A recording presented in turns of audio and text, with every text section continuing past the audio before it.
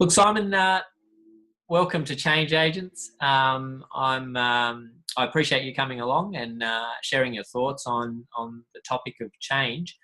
Having been in business and achieving, what some would call great success in your professional life, how important do you think it is to understand change and embrace it?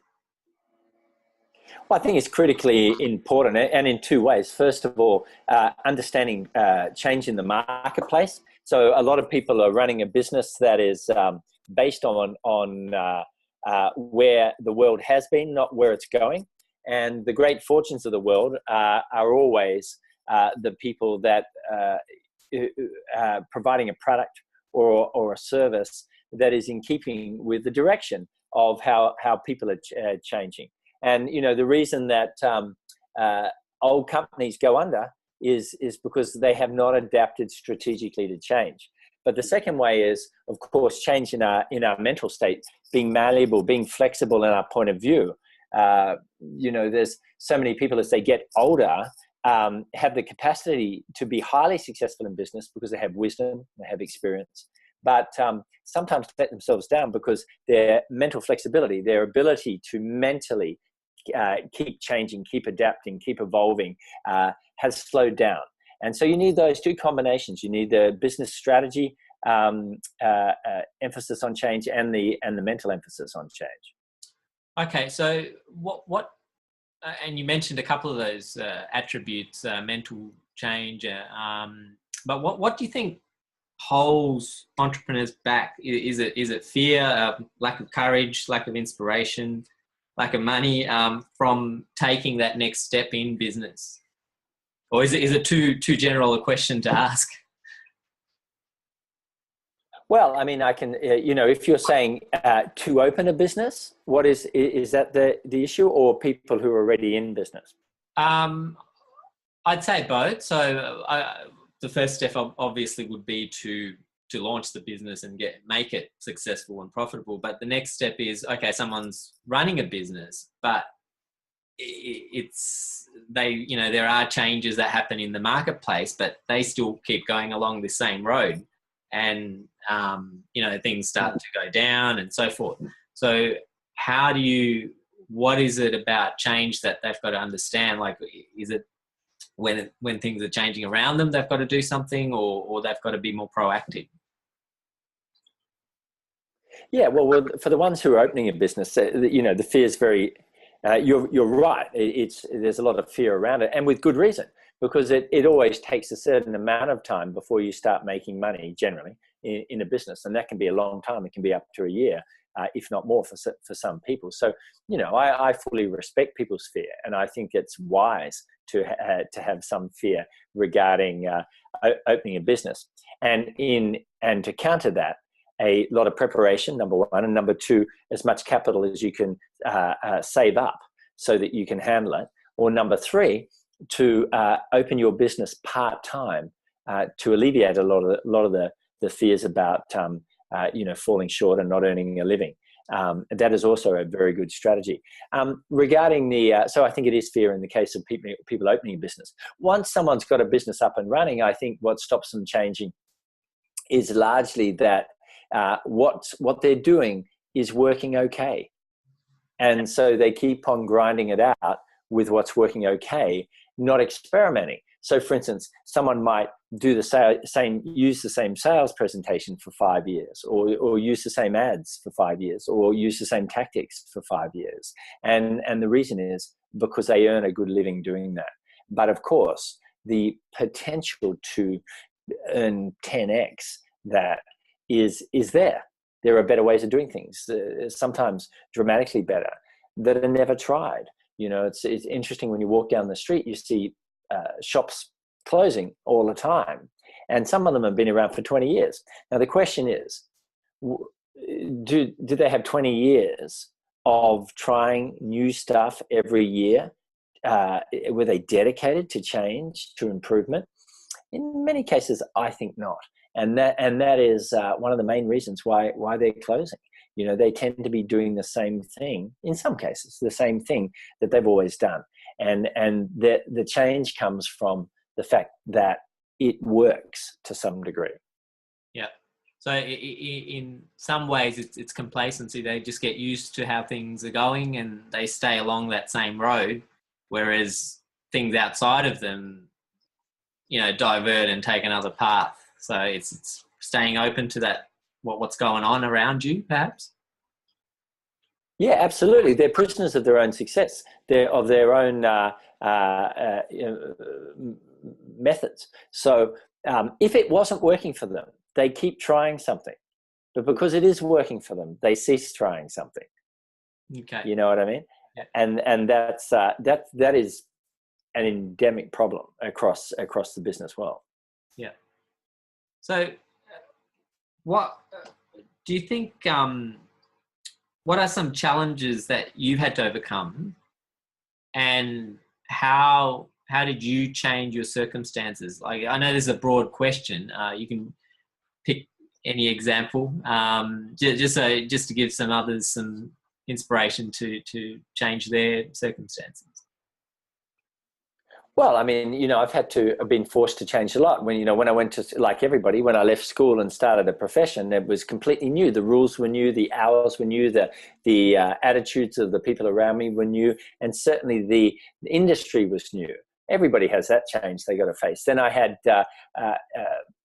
expertise changes. So learning how to raise money, it was completely foreign to me how to raise money for a business. I had to adapt to that change. Or even industry changes. You know, these days I mentor entrepreneurs from all over the world. Well, you know, I knew a little about business after being in it for 25 years, but the truth is I had to learn how to be a good coach too. So you know, these things are ongoing, and they should be ongoing. You know, if we're at the point where we haven't learnt much, then you know, we're going downhill. We just can't see it. Yeah. Do you think aspects of change can be used, and obviously you've demonstrated through your own life, to make businesses successful? What are some aspects of change that people can embrace in their business to shift it from a poorly performing business to something that's successful? Well, I think to put it at the front of their mind, to literally say, are we changing enough? You know, and ask, you know, put it in your diary every 30 days to sit for 1 hour with that question. And if you do that, then you can be sure that change is going to be at the front of your mind, which is one of the crucial parts of making sure it happens. And B, you're going to have a lot of strategies for change if you're sitting there 1 hour every 30 days. Now, 30 times 24 hours, I don't know what it is, but it's a large number of hours. And out of all those hundreds of hours, to spend only one thinking of how to change intelligently, how to evolve intelligently, I think that's a great use of your time. But I've never met a business person that does that. I've never seen someone who really sits down and tries to take hold of change and be proactive and start looking for change rather than reacting to changes outside them, which of course is a defensive strategy. Yeah. We touched on fear and we touched on complacency. But what is it about change do you find challenging in business, and what do you find easy to apply? So what aspects of change, if that makes sense? Yeah, okay. What's challenging is the feeling inside when you're changing. It feels uncomfortable, you know, and we have to get used to that feeling and even try and train ourselves to like it. You know, I think that when we can do that, feel comfortable being uncomfortable, then and it is possible to do, then when you do that, then you've got you're in a brilliant place not to resist change, but to embrace it and seek it. Okay. Siimon, I know you're part of the Fortune Institute. What aspects of change do you teach there? What do you teach entrepreneurs there? Well, we you know, the Fortune Institute is where we do all our coaching for Australians. And it's what we try and do is change the mindset, institute both a philosophy of excellence and a philosophy of personal confidence. Confidence is very, very important for an entrepreneur. So we try and establish that change. Then a change in sales and marketing. Instead of waiting for customers, the ability to systematically bring in leads and convert the leads, which is at the heart of a successful business. And then a change in the attitude to how we run a team. As we grow, as a result of those two factors, the mental and the sales and marketing changes, then of course we start having staff underneath us. Then the issue is, how do you run them really well? And most people need a lot of changes in that area. And so they're the fundamental three changes we try and instill inside entrepreneurs who come and do a course at the Fortune Institute. So I'd say, like, listening to you, it's if you're going to get involved in business, but then for that, having said that, even in our own lives, people find it difficult and challenging when they don't embrace change. Sure they do. Yeah, that's true. But, luckily what you're doing with change agents is wonderful, because you're bringing the conversation about change alive. But most people don't even think about change, whether they should do it, whether it's important, whether it's something they should focus on. It's just not going on in their head. They're just handling life, right, as it pops up. They're not designing their life. Yeah, and the heart of change is to consciously, proactively, methodically design your life. I understand that business has to embrace change. In your personal life, you've got to embrace change. What do you see coming over the next few decades in terms of change? Is it the monetary system's going to change? The use of energy, spiritual. Do we embrace spirituality and science? What are some things you might see from your perspective?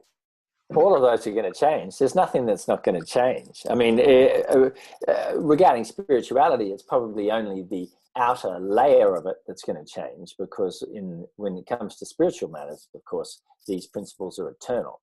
But if we look at the world, the structure of the world is changed. Its cause and effect is temporary nature of everything, whether it's the life, who's on the planet, or the resources being utilized. 2 centuries ago, no one cared about sand, and sand formed the Silicon Revolution of computers. So, what will change is our interpretation of resources. So let's just talk about that. Because it's such a wide, so many areas we could go. Look at the area of rare earths.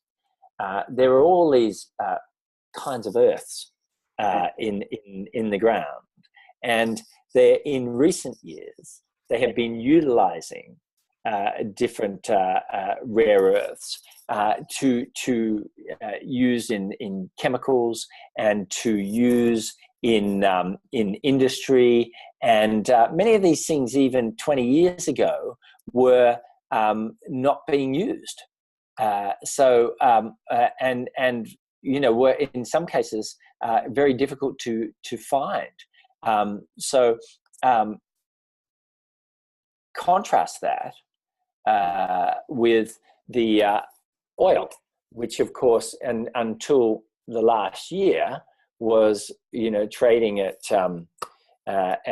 relatively high amounts, but with the rise of fracking and other associated technologies, that particular resource at this point in time is becoming less valuable. Some people say it'll go down to $20. I doubt that, but it's becoming less valuable as other resources are becoming more valuable. So one of the interesting situations is not just everything that man's doing is changing, but even what's happening in the earth. The interpretation by man of what's in the earth is changing.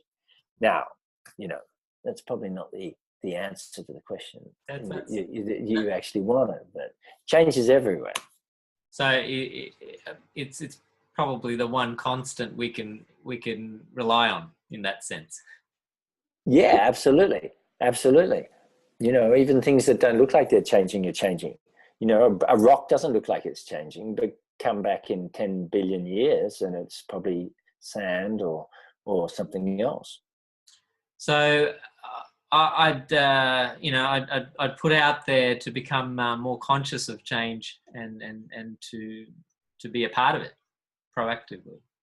Yeah, absolutely, and that's a powerful way to be, I think, and a very rare a way to be like that. To have change at the forefront of the mind. Well, that just means that it's like getting up really early, isn't it? Like Harsha, you get up really early. And by the time it comes to 8 a.m., you're fully prepared. You're ready for what's going on about to occur in the day. Whereas someone who got up at 1 minute to 8 is not, right? Same with someone who's thinking about change. Someone who's always thinking about change is ready when many things occur that blindside other people who don't think about change. So change is a wonderful thing, and I'm glad you're even talking about it. It's a wonderful thing to really treat seriously and devote yourself to mastering. Right. Look, thank you for giving us some insights into how you've used change in your life, Siimon. We hope to chat with you again sometime in the near or distant future, and hope you have a great week. We're at the weekend already. We are indeed. And thanks, Harsha. They were great questions. Very interesting.